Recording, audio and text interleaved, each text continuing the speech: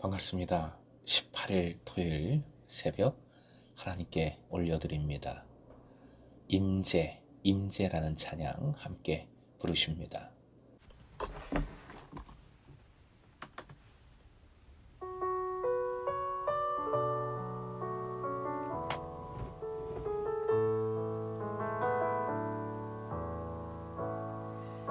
하늘의 문을 여소서, 이곳을 주목하소서. 주를 향한 노래가 꺼지지 않으니 하늘을 열고 보소서. 이곳에 임재하소서. 주님을 기다립니다. 기도의 향기가 하늘에 닿으니 주여 임재하여 주소서. 이곳에 오셔서 이곳에 앉으소서. 이곳에서 예배를 받으소서. 주님의 이름만이, 오직 주의 이름만 이곳에 있습니다. 오늘 허락하신 하나님 말씀 출애굽기 28장 31절부터 39절까지의 말씀입니다. 내일 주일에는 또 예배 후에 남선교회 연합체육대회에 있는 것도 기억해 주시기 바랍니다. 출애굽기 28장 31절에서 39절까지 함께 읽겠습니다. 너는 에봇 받침 겉옷을 전부 청색으로 하되 두 어깨 사이에 머리 들어갈 구멍을 내고 그 주위에 갑옷 깃같이 깃을 짜서 찢어지지 않게 하고 그 옷 가장자리로 돌아가며 청색, 자색, 홍색 실로 성류를 수놓고 금방울을 간격을 두어 달되 그 옷 가장자리로 돌아가며 한 금방울 한 성류 한 금방울 한 성류가 있게 하라. 아론이 입고 여호와를 섬기러 성소에 들어갈 때와 성소에서 나올 때에 그 소리가 들릴 것이라. 그리하면 그가 죽지 아니하리라. 너는 또 순금으로 패를 만들어 도장을 새기는 법으로 그 위에 새기되 여호와께 성결이라 하고 그 패를 청색 끈으로 관 위에 매되 곧 관 전면에 있게 하라. 이 패를 아론의 이마에 두어 그가 이스라엘 자손이 거룩하게 드리는 성물과 관련된 죄책을 담당하게 하라. 그 패가 아론의 이마에 늘 있으므로 그 성물을 여호와께서 받으시게 되리라. 너는 가는 배 실로 반포 속옷을 짜고 가는 배 실로 관을 만들고 띠를 수놓아 만들지니라. 오늘의 기도 제목, 주님을 향한 거룩이 있는 삶, 담당하는 삶을 살게 하소서. 주님을 향한 거룩이 있는 삶, 담당하는 삶을 살게 하소서. 제사장의 패션, 제사장의 거룩한 옷들 중에 먼저 31절부터 35절 에봇 받침 겉옷을 만드는 방법에 관한 말씀이 나오고 있고요. 36절부터 38절 순금패를 붙인 관에 관한 말씀이 나옵니다.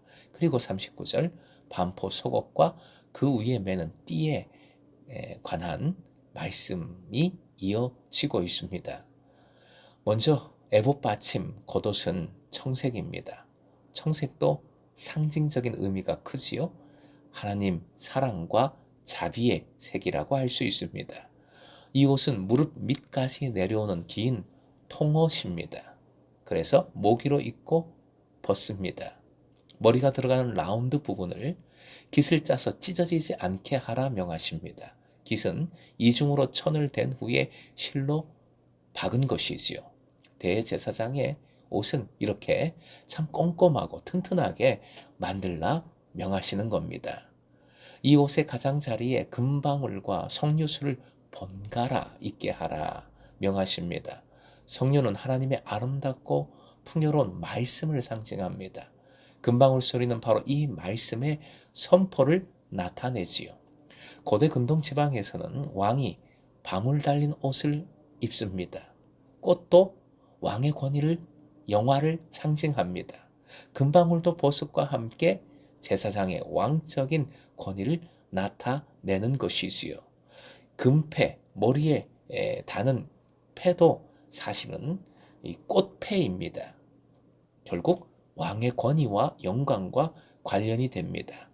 다시 금방울로 돌아가서 권위, 왕의 권위를 상징하지만 보다 근본적인 이유는 제사장의 직무와 관련이 있습니다. 첫째, 제사를 집전할 때에 어떤 행동을 대제사장이 취할 때마다 방울 소리가 울리게 되지요. 이를 통해 대제사장은 더욱 경건한 자세로 하나님을 향하게 됩니다.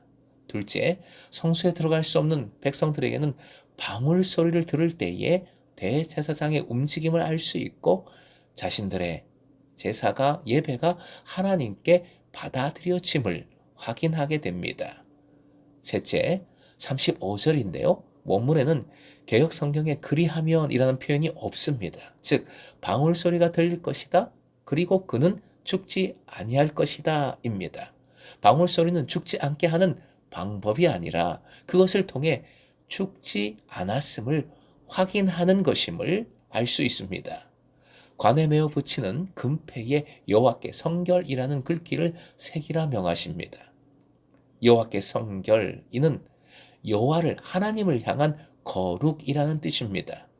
두 가지 의미가 있습니다. 첫째, 대제사장의 옷은 사람들에게 보여주기 위한 것이 아니라 하나님을 향한 것임을 일깨워주는 글귀입니다.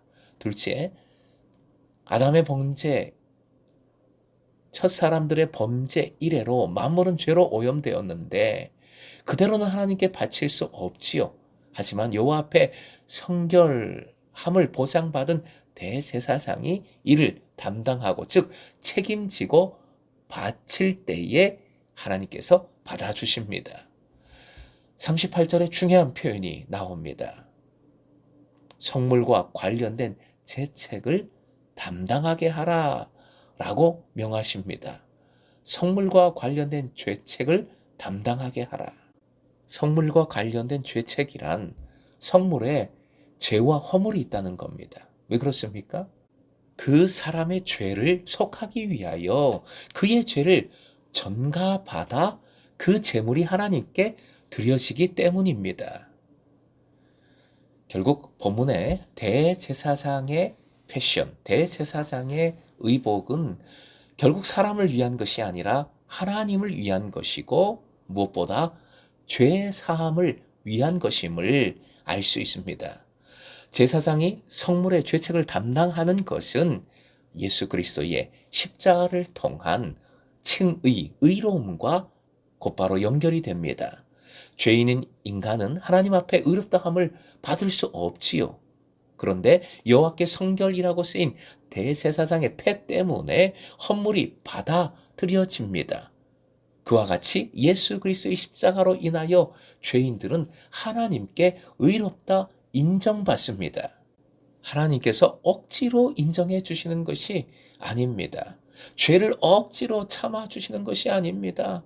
우리를 그냥 억지로 아이고 그래 내가 참아주마 하시는 것이 아니라는 말씀입니다. 38절 끝에 받으시게 되리라. 예, 원어적인 표현은 기쁘게 받으신다, 즐거움으로 받아주신다입니다. 비록 죄가 있는 것이지만 대제사장의 패로 인해, 대제사장의 담당으로 인해 기쁘게 받으신다는 말씀입니다. 오직 영원한 대제사장 되시는 그리스도의 십자가로 인하여 하나님께서는 죄인이었던 인간을 기쁘게 받아주십니다. 그 죄를 그냥 잊어버리십니다. 그냥 없는 것처럼 여겨주십니다. 예수님은 이렇게 말씀하셨지요. 요한복음 14장 6절 함께 읽습니다. 예수께서 이르시되 내가 곧 길이요 진리요 생명이니 나로 말미암지 않고는 아버지께로 올 자가 없느니라. 오직 예수님만으로 하나님께 나아갈 수 있습니다. 요한복음 10장 28절 내가 그들에게 영생을 주노니 영원히 멸망하지 아니할 것이요 또 그들을 내 손에서 빼앗을 자가 없느니라. 예수님의 이 사랑을, 이 구원을, 이 영원한 생명의 기쁨을 빼앗을 자가 없습니다. 즉 예수님은 그 어떤 것도 믿는 자를 손대지 못하게 하십니다. 내가 세상을 이기었노라. 주님은 모든 것을 이기십니다. 주님은 반드시 이기시고 우리를 지켜내십니다. 사랑하는 금성의 제자 여러분, 이 은혜를 붙드십시오. 그리스도로 옷 입으십시오. 그리하여 주님을 향한 거룩이 있는 삶을 살아가시길 축복합니다. 예배의 삶을 사십시오. 주님을 향한 제사상적 삶을 살아가십시다. 즉 담당하는 삶, 다른 일을 품는 삶, 그 영혼을 담당해 보십시오. 오늘도 이와 같이 왕 같은 대제사장으로 살아갈 때에 하늘의 기쁨과 샬롬, 행복 주시기를 주님의 이름으로 축원드립니다.